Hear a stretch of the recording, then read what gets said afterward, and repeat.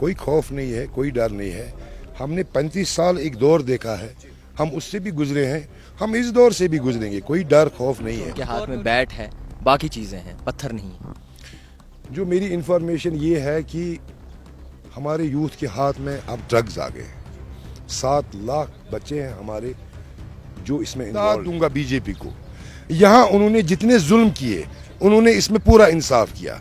हिंदू पर भी वही जुल्म किया, मुसलमान पर भी वही जुल्म किया और कश्मीरी पंडित पर भी वही जुल्म किया। यहाँ उन्होंने बहुत इंसाफ से काम लिया। ट्रांसपेरेंसी और करप्शन को किस नज़रिए से देखते हैं? It is does not exist. Transparency does not exist. मैंने अभी आपको एपटेक स्कैम के बारे में, असल करप्शन है जो लोगों से हमें रिपोर्ट्स आ रहे हैं, extortion of money at higher level, वो तो कहीं पे एक्सपोज नहीं हो रहा। पूरे हिंदुस्तान में बीजेपी ने हर जगह एक पर्टिकुलर कम्युनिटी को टारगेट किया है, चाहे वो यूपी है, चाहे वो बिहार है, चाहे वो राजस्थान है। मगर यहाँ मोहम्मद इकबाल तरम्बू जी, जो कि पीडीपी के एक सीनियर लीडर हैं, इनसे मुसलसल जानने की कोशिश करेंगे कि आखिरकार जिस तरीके से हालात बने हैं क्या रद्द-ओ-अमल रखते हैं ये। सबसे पहले सर आपका बहुत शुक्रिया वक्त देने के लिए। सीधे सवाल पे जाते हैं। हालात पेचीदा हैं, जम्मू कश्मीर की आवाम जो है सहमाई हुई है, डर में है, खौफ में है, क्या कहेंगे इन हालातों पर? नहीं, डर किस बात का है? खौफ में क्यों है? कोई खौफ नहीं है, कोई डर नहीं है।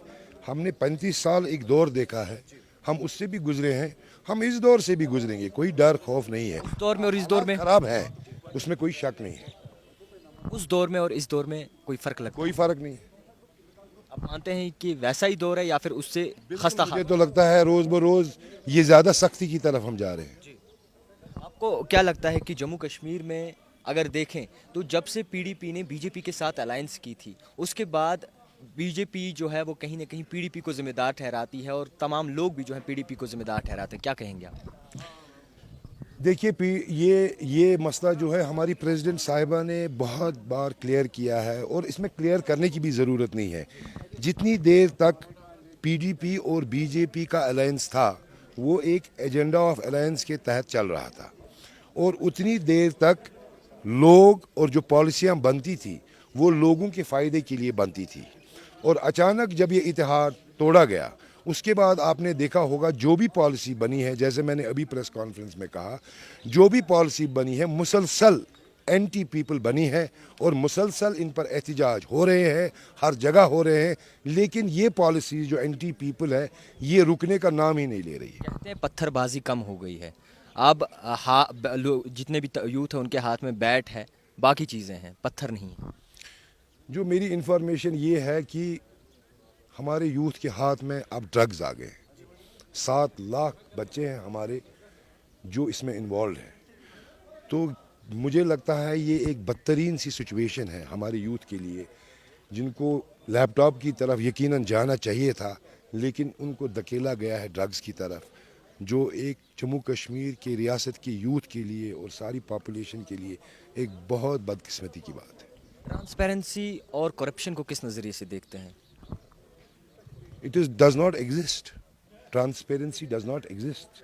मैंने अभी आपको एपटेक स्कैम के बारे में बताया और लोगों का रिपोर्ट देखिए, हम लोगों से बात करते हैं ग्राउंड लेवल, उनका अकॉर्डिंग टू पीपल इन 3 सालों में the corruption has risen to its highest.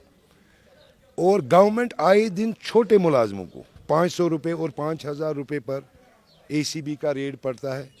लेकिन जो असल करप्शन है, जो लोगों से हमें रिपोर्ट्स आ रहे हैं, extortion of money at higher level, वो तो कहीं पे एक्सपोज नहीं हो रहा बट है। आप मानते हैं कि आने वाले चुनाव में पीडीपी को लोग बड़ी अक्सरियत से पसंद करेंगे?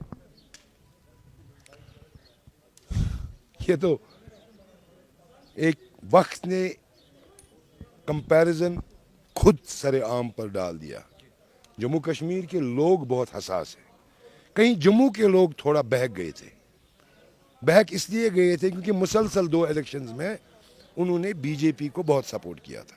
लेकिन मुझे आज उम्मीद है कि उसी जम्मू में वही जम्मू के लोग इस बार बीजेपी को भी करारा जवाब देंगे।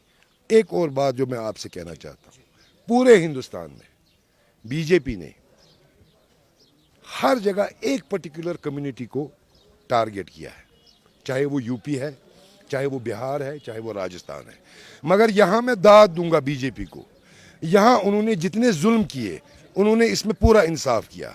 हिंदू पर भी वही जुल्म किया, मुसलमान पर भी वही जुल्म किया, और कश्मीरी पंडित पर भी वही जुल्म किया। यहाँ उन्होंने बहुत इंसाफ से काम लिया। जिस तरीके से एक इलेक्शंस को लेकर जब भी बात होती है तो बीजेपी का कहना होता है अब की बार हम 50 के पार जाएंगे, क्या कहेंगे इस पर? कहने में क्या है, ये तो वक्त ही बताएगा। मुझे तो लगता है कि जैसे मैंने अभी कहा कि कश्मीर की बात छोड़िए, उनका जम्मू भी उनसे निकल रहा है। आखिरी सवाल रहेगा आपसे, पीडीपी जिस तरीके से बयानबाजी करती है और जिस तरीके से सड़कों पे निकलती है, क्या आने वाले वक्त में अगर इसी तरीके के हालात रहे तो पीडीपी पूरी जो है सड़कों पे दिखेगी? पीडीपी की हमेशा कोशिश रहती है, इतने रिस्ट्रिक्शंस के बावजूद, आपको मालूम है कि कश्मीर में बिलखुसूस बहुत रिस्ट्रिक्शंस है प्रोटेस्ट के लिए।